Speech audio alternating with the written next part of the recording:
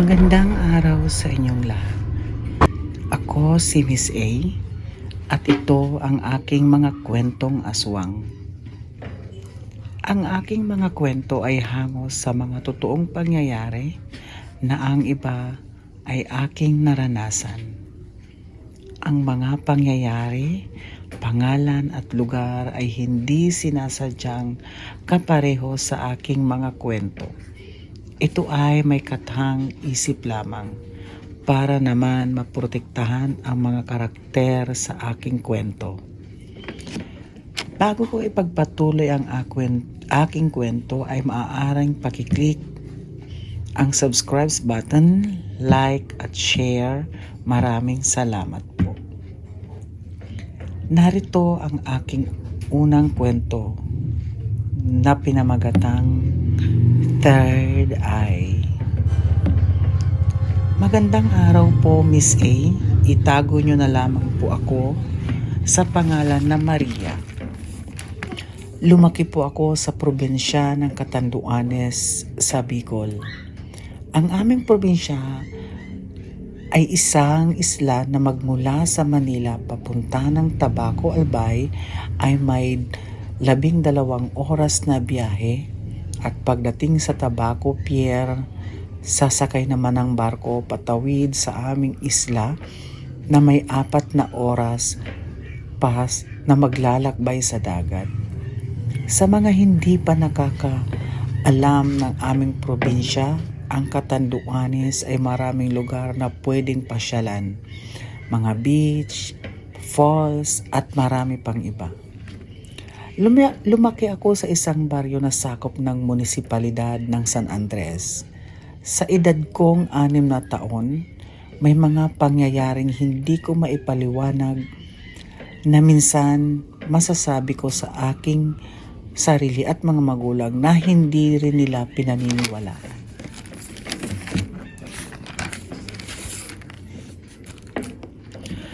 Ang aking ama ay isang mangingisda. At ang aking ina naman ay siya ang nagtitinda ng mga huling isda sa palengke.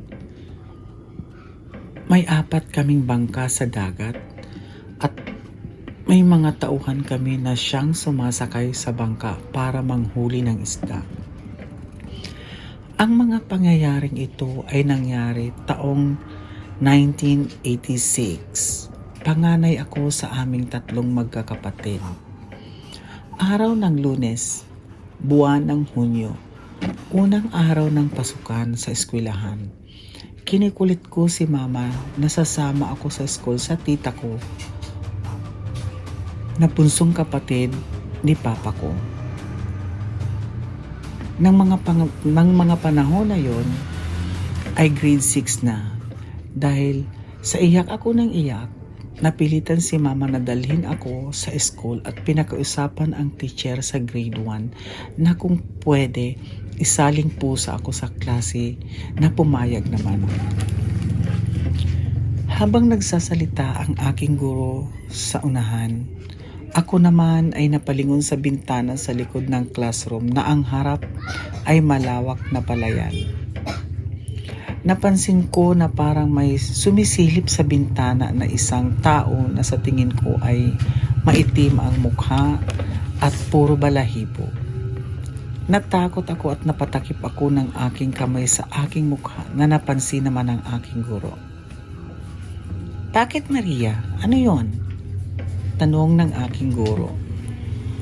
May tao po sa bintana na maitim ang mukha na puro balahibo, sabi ko naman sa garalgal na boses. Sumilip sa bintana ang aking guro. "Wala naman akong nakita. Baka namamalikmata ka lang. Huwag mo nang pansinin yon. Sige, makinig ka na lang sa mga itinuturo ko, ha?" "Opo," sagot ko sa aking guro. Biglang tumunog ang bell ng school, oras ng recess. 9:00 na ng umaga. Mga bata, recess na, walang lalabas ng school, yung mga baon nyo sa school ay pwede nyo kainin dito sa loob ng classroom. Yung iba naman, may kantin tayo sa loob, doon na kayo kumain. Opo ma'am, sagot namin. Palabas ako ng room nang hinabal ako ng isa kong kaklase na si Faustino. Maria, saan ka kakain? Sa kantin, kasi pinapapunta ako ng tita ko doon. Sabay na tayo, sabi sa akin ni Faustino. O Maria, umupo ka na dito. Anong gusto mo kainin? Merong pansit, may champurado, may ginataang bilo-bilo, may maruya, sabi ng tita ko. Gusto ko po ng ginataang bilo-bilo tiya, sagot ko sa kanya. Agoy, wala ka talagang kasawa-sawa sa mga ganyang pagkain. Kaya tingnan mo, kataon mo, para kang bola-bola, hahaha, pang-aalas ka sa akin ng tita ko. Mahilig kasi ako Miss A sa mga kakanin at mataba ako nga ng bata pa ako. Sinimangutan ko lang ang tita ko. Habang abala kami sa pagkain ng tita ko at ni Faustino, napalingon ako sa bandang kanan ko at sa labas noon may isang puno ng akasya na malaki. Nakita ko na naman yung lalaki na maitim, nakingiti siya na ang mga ngipin ay parang mapula ang kulay. Sabi ko sa sarili ko, bakit kaya ako lang ang nakakakita sa kanya? Sino kaya siya? Bigla akong napaigtad nang biglang may narinig akong isang boses na nagsabing,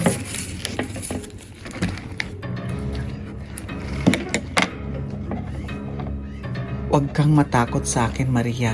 Kaibigan mo ko. Ako nga pala si Tatang Waning." Bigla akong nasabi ang pangalan na Waning na ikinagulat naman ng aking tiya at Faustino. "Sinong Waning?" tanong nila. Wala," sabi ko naman.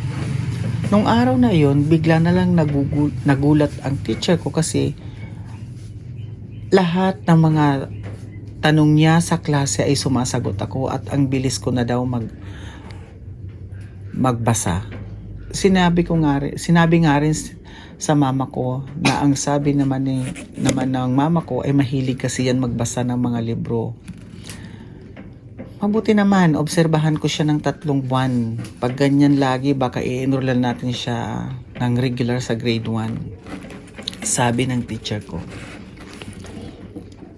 Isang gabi habang nagbabasa ako ng libro, bigla ako nagulat nang may kumalabit sa aking binti. Kaya sumilip ako sa ilalim ng lamesa. Bigla ako napasigaw nang may makita ang isang bata na kulot ang buhok at parang may pakpak sa may liig. Pero nakita ko at napaisip na bakit wala siyang katawan. Parang ulo lang ang nakita ko. Napalapit sa akin si mama at papa at sinabi ko ang nakita ko. Sumilip si papa sa ilalim ng mesa pero wala naman siyang nakita. Kung ano-ano na naman ang mga pinagsasabi mo, Maria, mabuti pa matulog ka na. Natulog na lang ako at inisip ko na guni-guni ko lang ang mga nakikita ko. Kinabukasan sa school, iniwan kami saglit ng aming guro sa klase. May isang kaklase ako na binubuli ako. Hindi ko siya pinapansin. Nainis siguro kaya bigla niya hinatak ang buhok ko. Aray, bakit mo hinatak ang buhok ko? Ang sabi, ang sakit nun ha. Hindi naman kita inaano eh. Tabatsoy ka kasi. Sabi ng kaklase ko na itago natin sa pangalan na Butchoy. At inulit niya ulit ang paghatak sa buhok ko na napaiyak na ako. Nagulat na lang kami nang bigla na lang natumba si Butchoy at nangingisay kaya nagkagulo kami. Ma'am, sigaw namin. Ano ang nangyari sa kanya? Sabi ng guro namin. Itago na lang natin sa pangalan na Mrs. Lopez, ang guro namin. Kanina po kasi nahatak niya ang buhok ko tapos inulit niya ang paghatak sa buhok ko. Tapos umiyak po ako. Pagkatapos bigla na lang siya nagkakaganyan. Pinatawag ng teacher namin ang magulang ni Butchoy. At dumating ang nanay ni Butchoy at pinabuhat si Butchoy at dinala sa hospital. Pagkagaling sa hospital, sinabi ng doktor na wala naman daw lagnat o sakit si Butchoy, pero hindi pa rin nagbago ang kondisyon ni Butchoy, kaya naisipan nila na dalhin na lang sa albularyo ng araw ding yun. At doon nila nakita na nagalit yung engkanto sa likod ng eskwelahan dahil sa kulit ni Butchoy. Mga nagdaang araw, isang gabi, ang lakas ng ulan. Nakahiga ako sa sofa nang may mapansin ako na parang may nakatayo sa may pinto papunta ng kusina. Isang babae na nakaitim. Natulala ako at hindi makakilos. Bigla na lang siyang lumapit sa akin at bigla siyang sumigaw. "Umalis kayo sa bahay na to. Hindi ito sa inyo." Bigla akong nagsisisigaw at umiiyak nang biglang napatakbo si mama at papa sa akin.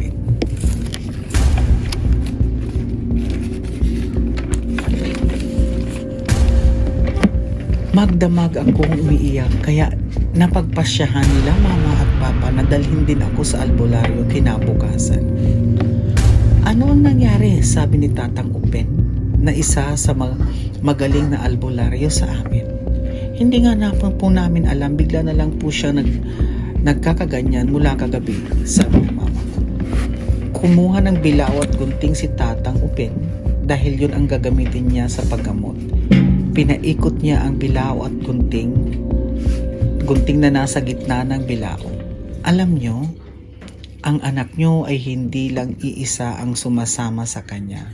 Marami sila dahil ang anak nyo ay bukas ang third eye. Yung iba naman ay gabay niya. Tinutulungan siya sa pag-aaral, pero itong isa, galit siya dahil nasa bahay nyo nakatira. Isuot mo to, iha. Makakatulong to sa'yo," sabi ni Tatang Upin nang isuot niya sa akin ang kwintas na nakabalot sa telang pula.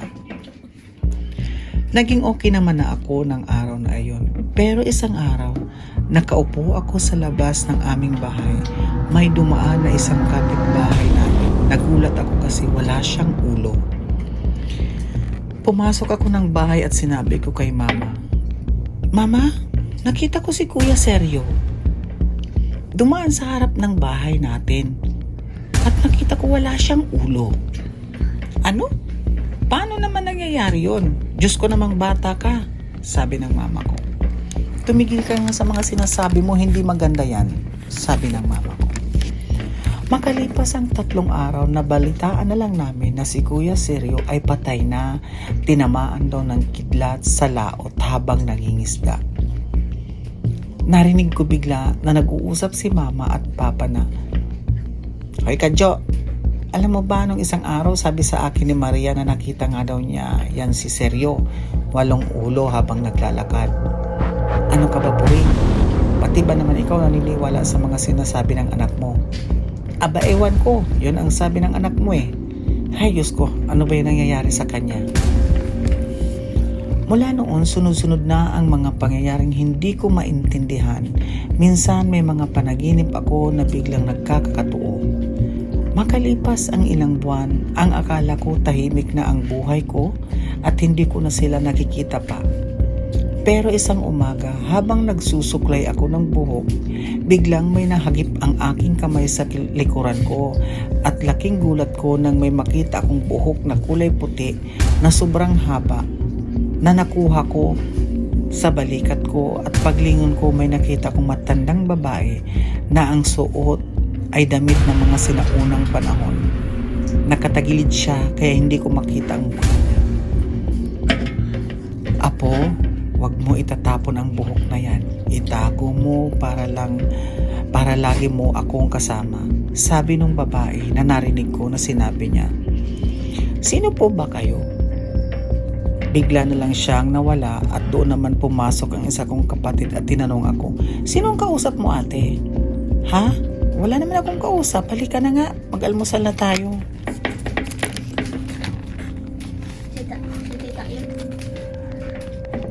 Itinago ko sa bag ko ang buhok ko na hawak ko at saka na kami lumabas ng kwarto.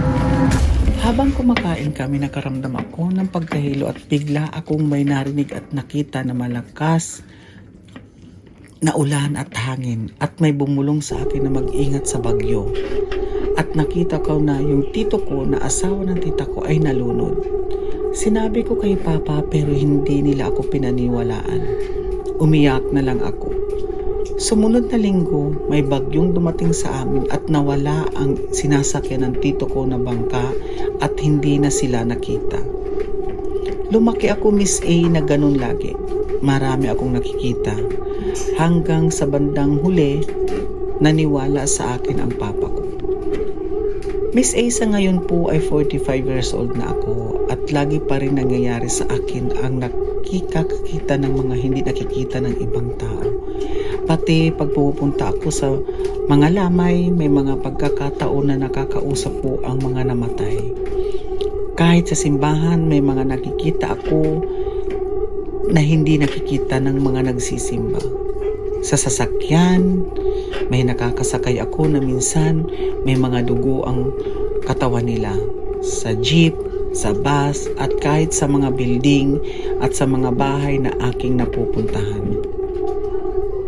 Miss A, sa ngayon, ganun pa rin ang nangyayari sa akin.